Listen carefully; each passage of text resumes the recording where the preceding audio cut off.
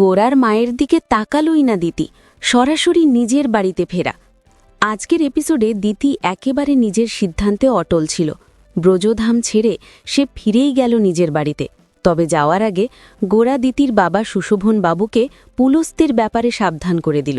আর সুশোভন বাবুও গোরাকে কথা দিলেন যে তিনি বিষয়টা মাথায় রাখবেন। এপিসোডটা ছিল ভীষণ ইমোশনাল।